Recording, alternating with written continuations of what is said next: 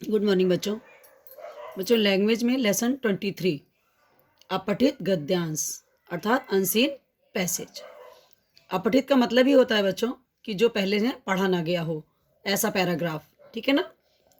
इसको करने से, इसके जब हम प्रैक्टिस करते अभ्यास करते हैं तो बच्चों हमारी जो है उत्तर ढूंढने की क्षमता का विकास होता है ना। और भाषा संबंधी जो प्रश्न होते हैं उनको लिखने के कारण हमारी व्याकरण संबंधी वृद्धि होती है। तो अपठित गद्यांश बच्चों हल करने से पूर्व हमें कुछ चीज़ों को ध्यान देना चाहिए। हमें अपने पैराग्राफ को, अपने गद्यांश को अच्छी तरह से पढ़ना चाहिए, है ना। पूछे गए प्रश्नों के जो विकल्प हमको मिले हैं उनको ध्यान से देखना चाहिए और व्याकरण एवं भाषा संबंधी प्रश्नों को समझकर उत्तर चुनना चाहिए। शीर्षक यदि पूछा जाए तो गद्यांश के केंद्रीय भाव पर आधारित होने चाहिए, अर्थात उसका क्या केंद्र है, किसको किसको इंडिकेट करके ये पैराग्राफ बना है। ठीक है। सबसे पहला पैराग्राफ आपके पास है, देखिए कि गांधी जी ने के आश्रम का एक नियम था कि सब लोग अपने बर्तन स्वयं साफ करें। तो ये बच्चों ये पैराग्राफ गांधी जी के बारे में दिया गया है ना। इसमें क्वेश्चन देखिए दिए गए हैं कि गांधी जी के आश्रम का नियम क्या था। तो गांधी जी के आश्रम का नियम था बच्चों अपने बर्तन स्वयं साफ करना, ये ठीक है।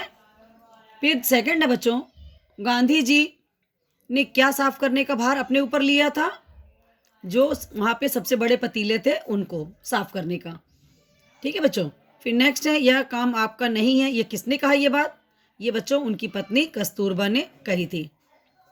नेक्स्ट है, बर्तनों के न चमकने पर गांधी जी को क्या होता था, बताइए। होता था उन्हें असंतोष, ये असंतोष हो जाता था। फिर देखिए, बुद्धिमानी शब्द में किस प्रत्यय का उपयोग है। तो यहाँ पर देखिए बुद्धिमानी, कौन सा प्रत्यय लगा यहाँ पर बच्चों, ई प्रत्यय, ये रखा है आपके सामने, देखिए लिखा हुआ ई प्रत्यय। ठीक है। ये तो आपके पहले वाले पैराग्राफ के क्वेश्चन के आंसर हल हो गए। नेक्स्ट क्वेश्चन, नेक्स्ट पैराग्राफ है बच्चों, भ्रष्टाचार के मामले में विश्व ने भारत का स्थान काफी ऊपर है। पूरे देश में ही भ्रष्टाचार का बोलबाला है, शायद ही कोई क्षेत्र इससे अछूता हो। आज़ादी के बाद भारत ने 2 क्षेत्रों में बहुत प्रगति की है, जनसंख्या और भ्रष्टाचार। भ्रष्टाचार के अंतर्गत चीज़ों में मिलावट, नकली वस्तुओं का उत्पादन, जमाखोरी, चोर बाजारी आदि प्रमुख हैं। यहाँ तक कि सारी अर्थव्यवस्था इन्हीं पर टिकी है। सरकारी नियम इस कुचक्र को तोड़ने में असफल रहे हैं, क्योंकि नियम कानून की रक्षा करने वाले ये सरकारी कर्मचारी ही सबसे बड़े भ्रष्टाचारी हैं। ये बड़े बड़े घोटाले करते हैं मगर इनका कुछ नहीं होता। क्लर्क और बाबू छोटी रिश्वत से ही काम चलाते हैं, अर्थात हर व्यक्ति एवं संस्था जहाँ से भी संभव है इसमें लिप्त है। ये बच्चों ये पैराग्राफ है, इसके प्रश्न है, देखिए इसको आपको अपनी कॉपी पे भी करना है। ठीक है। विश्व में भारत का स्थान किस मामले में काफ़ी ऊपर है, भ्रष्टाचार के मामले में। आज़ादी के बाद भारत ने किन 2 क्षेत्रों में बहुत प्रगति की है, जनसंख्या एवं भ्रष्टाचार में। भ्रष्टाचार में प्रमुख क्या प्रमुख है, उपर्युक्त तीनों उत्तर सही है, मतलब नकली उत्पादन, चीज़ों में मिलावट, जमाखोरी एवं चोर बाजारी। ठीक है। लेखक ने सबसे बड़ा भ्रष्टाचारी किसे कहा है, पहला और दूसरा उत्तर सही है। कुचक्र में किस उपसर्ग का प्रयोग है, तो कुचक्र में देखिए कु शब्द का उपयोग है। ठीक है। ये तो था आपका अपने 2 पैराग्राफ हो गए, जिसमें से ये मैंने जो भी सेकंड कराया ये आप कॉपी पे करोगे। फिर देखिए क्या सीखा। नेक्स्ट पैराग्राफ है, समाज में सभ्य बनकर रहने के लिए शिष्टाचार के नियम अवश्य जानने चाहिए और उन्हें अपनी आदत में शामिल कर लेना चाहिए। इसके प्रश्न देखिए, समाज में सभ्य रहने के लिए क्या जानना आवश्यक है, तो बच्चों शिष्टाचार के नियम।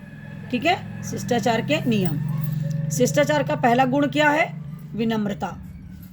विनम्रता एवं स्नेह का भाव किन के प्रति होना चाहिए, तीनों उत्तर सही हैं इसमें। महिलाओं को बस और रेल में सीट देना किसका प्रतीक माना जाता है, शिष्ट आचरण का।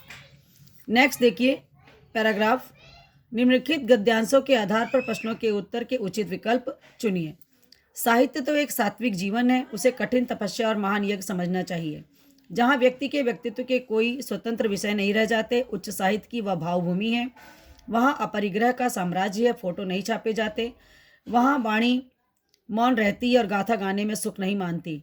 उस उच्च स्तर से जितने क्रियाकलाप होते हैं आत्मप्रेरणा से होते हैं, पर आज हिंदी में आत्मप्रेरणा और आत्मकथा का नाम लेना पाखंड बढ़ाना है। हमारे देश में आत्मकथा लिखने की परिपाटी नहीं रही। ये वाला पैराग्राफ भी आप अपनी कॉपी पे करोगे, ठीक है। 2 पैराग्राफ बस केवल कॉपी पे करने हैं, बाकी बुक में सारे पढ़ोगे। साहित्य को कैसा समझना चाहिए? कठिन तपस्या व महान यज्ञ। उच्च साहित्य की भावभूमि है जहाँ व्यक्तित्व के कोई स्वतंत्र विषय नहीं रह जाते। उच्च स्तर के क्रियाकलाप किससे होते हैं? आत्मप्रेरणा से। भारत में किस विधा के लेखन की परिपाटी नहीं रही? आत्मकथा की। वर्तमान में हिंदी में आत्मकथा को क्या समझा जाता है? पाखंड। ठीक है, इस तरह से आपके पास देखिए एक पैराग्राफ यहाँ गा और घा और हैं, जिनको कि मैंने इनके आंसर भी आपको बता दिए हैं। ये आपको बुक में ही केवल पढ़ने हैं, बुक में मार्क कर लीजिएगा इस तरह से और इन्हें पढ़ लीजिएगा। धन्यवाद बच्चों।